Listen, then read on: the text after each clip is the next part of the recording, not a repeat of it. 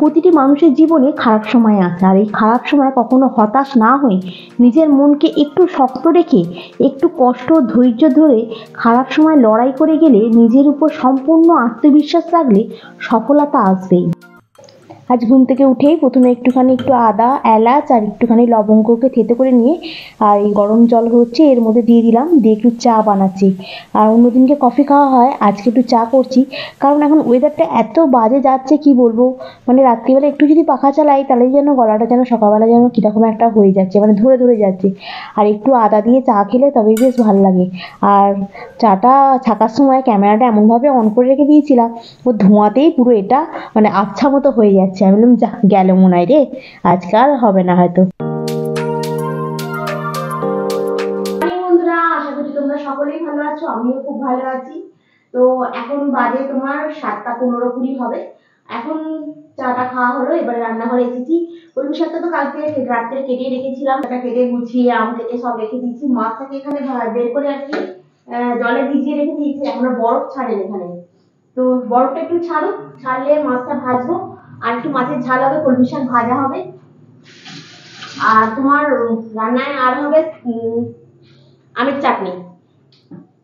আর কিছু করবো না এখন, আবার বেরোতে হবে, দেরি হয়ে যাবে নাহলে আবার কাজ করতে করতে।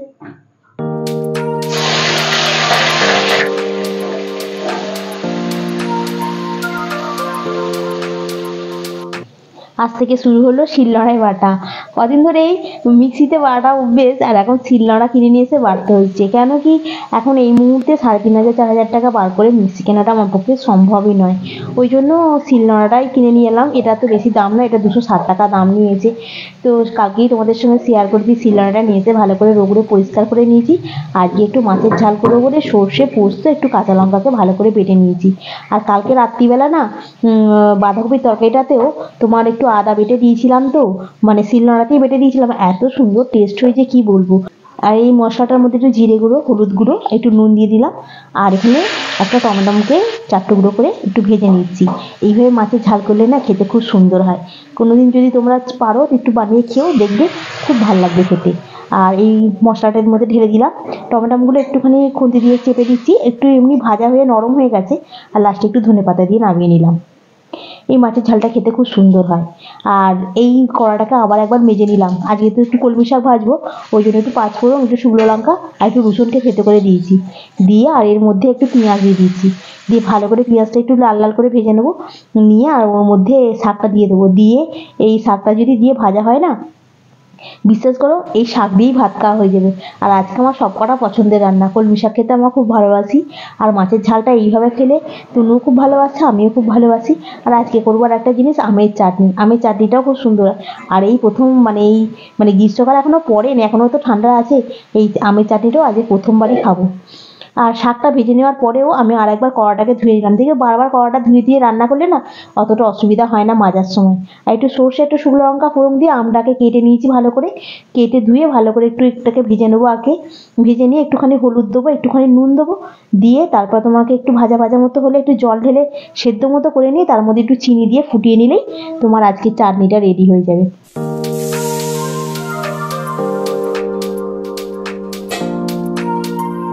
আর আমি রান্না করতে করতেই বাসনগুলো মেজে নিই, কারণ নাহলে একবারে অনেক বাসন পড়ে যায়। তারই মধ্যে দেখো এখনও 2-4টে বাসন পড়ে আছে।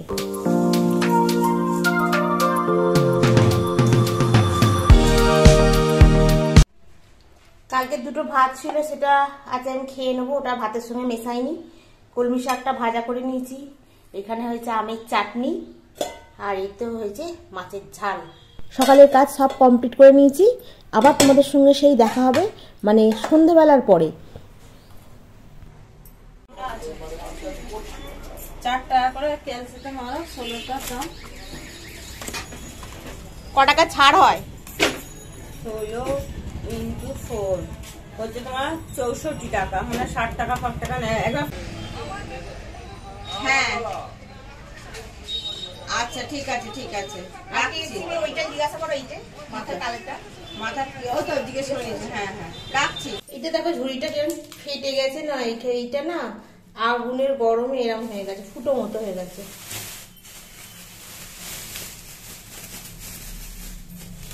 রাখার সময় নিয়ে এসেছি আঙুলগুলোতে।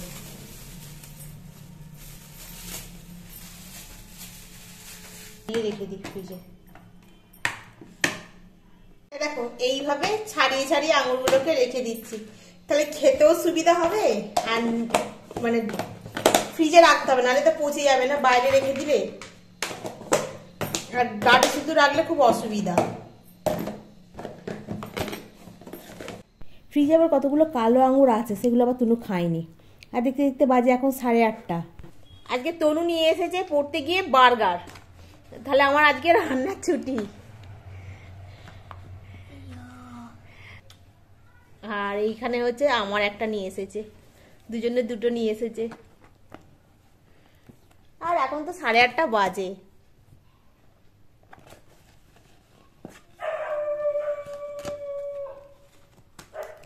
Tasty tasty burger, tasty tasty burger. হ্যাঁ, ঠিক আছে। আচ্ছা ঠিক আছে, তো দেখা কমপ্লিট, এবার খাওয়াটা শুরু কর।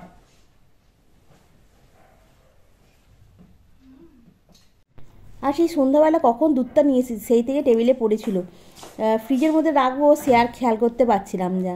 আর ফ্রিজে কতগুলো দুধ আছে প্যাকেট, আগে না দুধ খেতাম রাত্রেবেলার দিকে, মানে শীতকালটা ভোর খেয়েছিলাম, কিন্তু এখন ইদানিং না খালি গ্যাস ফ্যাস করে করে রাত্রিবেলা দুধ খাওয়াটা বন্ধ করে দিয়েছি। এবারে গ্রীষ্মকালটা পড়ছে, এবারে একটু দই নিয়ে এসে মানে দইয়ের বীজটা দিয়ে দই বসাবো, দই বসালে তবু তমনুও খেতে পারবে আর আমিও খেতে পারবো।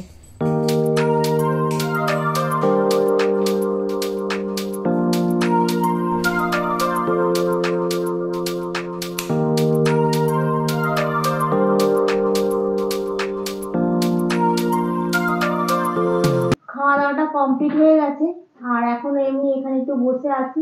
আর তনু এটাতে সন্ধ্যাবেলা বলছি সকাল দুপুরবেলা শুয়েছিল, এটা চাপা দিয়ে আর পাখাটাকে চালিয়ে দিয়ে। পাখা চালাসনি? ও, তুই এবার ওখানটা বসছি কেন? এখানটাই বস না।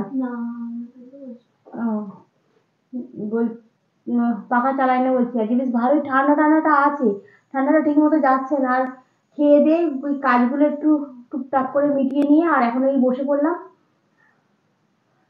কালকে সেন্টারে যাবো না, কালকে একটু কাজ আছে, বাবাকে নিয়ে একটুখানি ডাক্তারখানায় যেতে হবে, তো সেই জন্য কালকে আর সেন্টারে যাবো না। আর এখন শুয়ে পড়বো, আর ভালো লাগছে না, আজকে মনটাও ভালো নেই খুব একটা। আর রান্না তো আজকে কিছু করতেই হলো না, বার্গারটা খাওয়া হয়ে গেছে, ব্যাস আর কিছু রাত্রিরে খাবোও না, কিছু না। এবার খালি ভিডিওটাতে যেমন রেগুলার কাজ এডিট করব, করার পর সকালবেলা ভোরবেলা উঠে পোস্টে দিই, কারণ সকালবেলা রাত্রিবেলা দিই না, কারণ নেট ব্যালেন্স থাকে না, মানে নেট ব্যালেন্সটা থাকে না। তো সারাদিনে ভিডিও পোস্ট করে এটা ওটা করতে করতে ফোন ঘাটতে ঘাটতে শেষ হয়ে যায়, আর থাকে না। তো কালকে সকালবেলাই দেবো, আজকে মোটামুটি কাজ সব শেষ। এবার একটু শুয়ে পড়বো, পাগুলো যেন ব্যথা ব্যথা করছে খুব, তনকে বলছে একটু টিপে দিবি, ওর মুখ দেখাচ্ছে। আর আজকে আসার সময় তো স্টেশনারি দোকান থেকে শ্যাম্পুর পাতা নিয়ে এলাম অনেক কটা। ওকে বন্ধুরা, আজকের ব্লগটা আমি এখানেই শেষ করছি, নেক্সট ব্লগে আবার তোমাদের সঙ্গে দেখা হবে। তোমরা ভালো থেকো, সুস্থ থেকো, গুড নাইট। ওটাকে নিয়ে কেন টানাটানিটা করছিস বলবি?